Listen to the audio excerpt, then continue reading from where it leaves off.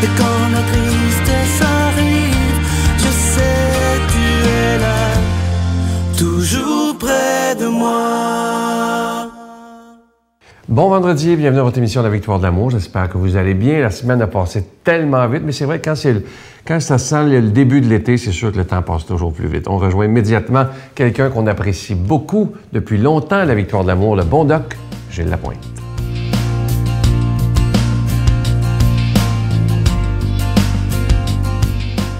Allô tout le monde, j'aimerais saluer les gens qui désirent évoluer positivement. Ce matin, survivre dans le monde actuel, je vous le montrerai pas, comme je le montre rapidement parce que mon cahier, il est usé et vieux. En faisant du ménage, je suis tombé sur ce vieux cahier qui est un résumé d'un volume que j'ai lu de Haim Kemmelman. Ça s'appelait « Survivre dans le monde actuel »,« Survivre dans le monde ». Et j'ai lu ça il y a plus de 35 ans passés. Et voici ce qu'il disait. Il faut juste vous montrer comment les choses changent peu. Et je vous parle, là, ça fait, je ne sais pas, ça fait peut-être 45 ans que ça a été écrit, ce volume-là. Il dit « Le science est à l'esprit ce que le sommeil est au corps. Donc, on a besoin de silence. » Deuxième chose, il dit « Malgré nos richesses, notre science et notre luxe, nous n'avons pas su créer des valeurs durables sur lesquelles nos enfants puissent s'appuyer. » Il dit, et il rejoint là-dessus le docteur Alexis Carrel, qu'on a lu si on a fait notre classique, L'homme c'est inconnu, il y a plus de 75 ans. C'est un prophète, Alexis Carrel. Troisièmement, il dit, la grande faiblesse actuelle réside dans notre soif de l'instantané. L'instantané, l'amour, le savoir, le pouvoir, la gloire. Regarde simplement les jeunes, une apparition, puis il faut que c'est instantané, il faut que la gloire s'installe. Tout maintenant, tout aujourd'hui. OK? Vous voyez comment les choses changent peu? Quatrièmement, il dit, les maladies du cœur ne sont pas notre pire ennemi comme la médecine actuelle le prétend. La maladie du corps. Il dit, les maladies de l'esprit arrivent en tête, elles ruinent notre santé et notre bien-être physique et mental. La preuve, simplement, des pilules pour les nerfs et des pilules pour la dépression, je vais vous en parler à un moment donné, parce que ça se prescrit beaucoup. Et cinquièmement, dans le dernier passage, et non le moindre, il dit, le plus grand chagrin ne proviennent pas de nos actes, mais plutôt de ce que nous n'accomplissons pas. Ce que nous n'accomplissons pas. Les rêves que nous laissons s'évanouir, les sourires qu'on n'attire pas, les amitiés qu'on néglige, l'amour qu'on repousse, bref, dans toutes les petites choses qui font la différence entre une vie heureuse et une vie triste. Et il dit aussi, dans le silence reconquis, Dieu nous parlera et nous l'entendrons. Alors, quand je vous parle de silence, mesdames, messieurs, c'est pas un détail. C'est important. Ça ne veut pas dire de s'isoler du monde puis de dire non, moi je me mets dans ma cage dorée, tout. Non. L'importance de s'arrêter quelques minutes à tous les jours, de s'isoler un peu du bruit de tout ce qui nous entoure pour être capable d'absorber ce qui se passe un peu et d'être capable de retrouver son chemin. Dans le silence reconquis, Dieu nous parlera et nous l'entendrons. Alors j'espère, mesdames, messieurs, que vous allez prendre quelques instants pour réfléchir un peu à ce que je viens de vous dire et d'être capable de prendre quelques moments de silence pour retrouver cette espèce de paix intérieure et qui nous permet de nous guider et de bien acheminer notre vie. C'est ce que je vous souhaite. Une bonne semaine. Notre Père qui es aux cieux, que ton nom soit sanctifié, que ton règne vienne, que ta volonté soit faite sur la terre comme au ciel. Donne-nous aujourd'hui notre pain de ce jour. Pardonne-nous nos offenses comme nous pardonnons à ceux qui nous ont offensés. Ne nous laisse pas entrer en tentation, mais délivre-nous du mal, car c'est à toi qu'appartient le règne, la puissance et la gloire pour les siècles des siècles. Amen.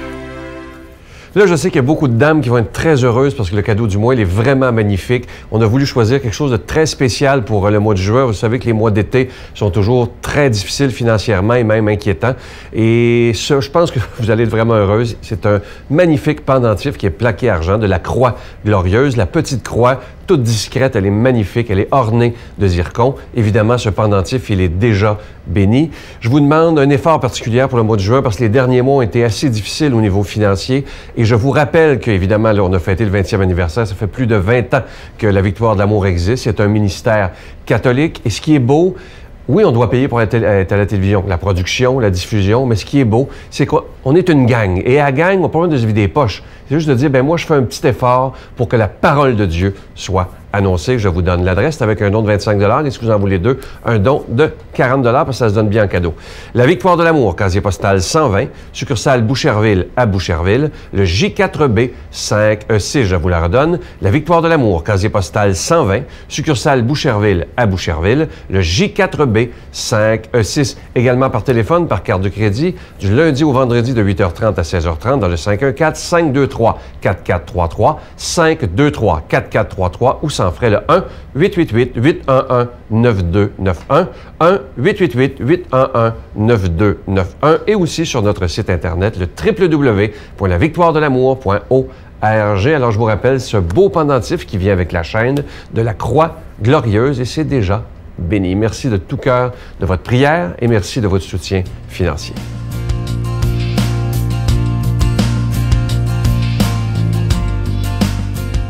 Mon Dieu, donnez-moi la sérénité d'accepter les choses que je ne peux changer, le courage de changer les choses que je peux et la sagesse d'en connaître la différence.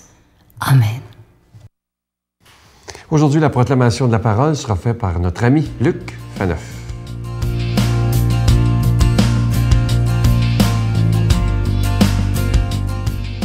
Bonjour, heureux d'être avec vous pour la proclamation et l'écoute de la parole de Dieu, une parole de Dieu qui fait vivre. Merci d'être là. Merci, j'allais dire, au nom de Dieu. Aujourd'hui, dans l'Évangile, on va réfléchir sur la véritable identité de Jésus. Une identité qui posait question à l'époque, mais qui, j'ajouterais, qui pose encore plus problème aujourd'hui. Donc, demandons à l'Esprit Saint de venir habiter nos cœurs, nos esprits, afin que cette parole de Dieu, n'est-ce pas, c'est pas juste rentrer par une oreille puis sortir de l'autre, mais vraiment entre profondément et nous transforme. Quand Jésus enseignait dans le temple, il déclarait « Comment les scribes peuvent-ils dire que le Messie est le fils de David? David lui-même a dit sous l'inspiration de l'Esprit Saint « Le Seigneur a dit à mon Seigneur, siège à ma droite jusqu'à ce que j'aie mis tes ennemis sous tes pieds. » Or, David lui-même le nomme Seigneur, d'où vient qu'il est également son fils. Et la foule, qui était nombreuse, l'écoutait avec plaisir. Acclamons cette parole de Dieu. Louange à toi, Seigneur Jésus. Écoutez, quand j'ai reçu cet évangile, que j'ai pas eu la chance de commenter très souvent dans ma vie, j'ai dû le relire 2, 3 fois pour être sûr de vraiment bien comprendre. La façon dont il est tricoté, c'est peut-être un effet de traduction. On comprend pas. Jésus, normalement, ses paroles sont assez limpides, assez claires. Mais là, il faut relire, puis voilà. Par ailleurs, il ne faut pas se laisser rebuter par ça, cette impression générale que finalement, qu'est-ce qu'il y a à dégager de ce texte-là? Il est trop compliqué, il n'a rien à nous dire finalement. Non, il est beaucoup plus profond que l'on pense. Au fond, comme je l'ai dit d'entrée de jeu, il est question dans ce texte de l'identité profonde de Jésus, mais en lien avec la personne du Messie, n'est-ce pas? Le Messie. Donc, Jésus, le contexte, discute avec des scribes ou avec des pharisiens, donc des gens qui connaissent la loi, des grands spécialistes de la loi. Et Jésus, là, évidemment, on est dans Marc 12, mais au tout début du chapitre, puis dans le chapitre précédent, Jésus était beaucoup interrogé. Et là, Jésus, n'est-ce pas, comme on dit en québécois, va faire un petit peu son fin finot, n'est-ce pas, ou son smat, pour parler en slang québécois. Et Jésus, maintenant, va interroger les scribes pour essayer de les faire évoluer sur leur conception du Messie. Il va leur poser la question, pourquoi est-ce que David va déclarer le Messie Seigneur, autrement dit, de nature divine plus grand que lui, alors qu'on dit qu'en même temps qu'il est descendant de David et que David n'est qu'un homme. Alors je résume, comment est-ce que David, qui n'est qu'un homme, et que le Messie, qui est descendant de David, qui n'est qu'un homme, pourrait être qualifié de Seigneur, autrement dit, d'attribut divin? Alors Jésus montre là, pose la question, il les met en boîte, parce que le texte dans Marc est bien clair. Il n'y a pas de réponse de la part des scribes. Ils ne sont pas capables de répondre. Alors Jésus, lorsqu'il fait cela, il sait très bien ce qu'il fait. Ce qu'il veut faire, au fond, c'est qu'il veut faire complètement éclater, oui, en tout cas au moins étirer beaucoup, transformer le concept de Messie tel qu'il était compris par ses auditeurs de l'époque. Parce que l'attente du Messie, nous on l'oublie, parce que on est 2000 ans plus tard, mais c'était vraiment l'espérance qui habitait le cœur de tous les Juifs, j'allais dire du matin au soir sans arrêt. Ils attendaient depuis des siècles ce libérateur qui devait être, attention, Pour monsieur, madame, tout le monde, il devait être d'abord une figure politique, une figure royale. On pense pas pour rien qu'on le disait descendant de David. Donc, quelqu'un qui allait libérer le peuple d'Israël de l'oppression. Et dans ce cas-ci, à l'époque de Jésus, de l'oppression romaine. Alors là, Jésus va faire évoluer ce concept en posant des questions. Puis les évangélistes, à leur suite, et c'est pas un hasard, n'est-ce pas? On est dans un évangile, on vient de lire Saint Marc, vont nous faire prendre conscience que Jésus est le Messie divin. C'est un Messie, autrement dit, qui est autrement plus, qui est beaucoup plus que ce qu'on attendait à l'époque. Autrement dit, Marc nous dit, OK, l'ancienne espérance, l'espérance juive, certes, elle était belle, elle était importante. Il était juste, il était vrai d'attendre le Messie. Sauf que ce n'est pas le Messie vraiment tel que vous l'imaginiez. C'est un Messie autre qui est infiniment plus que vous attendiez. C'est un Messie divin. Et là, les évangiles vont y insister. Puis là, évidemment, là, je dois déborder Marc, mais par exemple, dans le baptême de Jésus, on se souvient, lorsque Jésus est baptisé par Jean-Baptiste, la voix de Dieu le Père qui descend, celui-ci est mon Fils bien-aimé, en lui j'ai mis tout mon amour. Plus tard, à la fin de sa vie, le centurion romain, celui-ci était vraiment le Fils de Dieu, quand le centurion a été tellement ému et bouleversé par la façon, par l'amour que Jésus a mis, même jusque dans sa mort. Je pense à l'Évangile de Jean, le prologue, le tout premier chapitre, qui parle vraiment même de la préexistence de Jésus avant son incarnation, Jésus, le Logos et tout le reste. Donc, les évangiles vont travailler très fort là-dessus. Et je dirais, pour aujourd'hui, ça nous questionne vraiment beaucoup. Ça nous questionne beaucoup parce que cette question de l'identité de Jésus, qui était déjà un problème, évidemment, à l'époque des Juifs, c'est précisément pour ça que les Juifs l'ont tué, qu'ont tué Jésus. Ils l'ont rejeté comme Messie. Ils ont rejeté sa conception du Messie, la façon dont il l'incarnait, et aussi le message sur Dieu qu'il portait. Cette question-là sur Jésus aujourd'hui, elle devrait nous habiter en fait aussi nos contemporains. Et je pense que c'est vraiment, une des grandes missions de l'Église que de représenter Jésus au monde moderne. Évidemment, d'aller dire à des Québécois, à des Canadiens, d'aller dire aux gens Jésus est le Messie, ça ne dit plus rien. Par contre, dire que Jésus est un sauveur, que dire que Jésus est le Dieu amour, le Dieu miséricorde qui sauve, ça, je pense que ça va parler au cœur des êtres humains. Donc, il faut vraiment revenir à ce message essentiel et présenter Jésus pour ce qu'il est, le vrai Messie de Dieu. Demandons à Dieu de nous bénir, lui qui est Père, Fils et Saint-Esprit. Bonne journée. Je vous salue Marie, pleine de grâce. Le Seigneur est avec vous. Vous êtes bénie entre toutes les femmes, et Jésus, le fruit de vos entrailles, est béni. Sainte Marie, Mère de Dieu, priez pour nous pauvres pécheurs, maintenant et à l'heure de notre mort. Amen.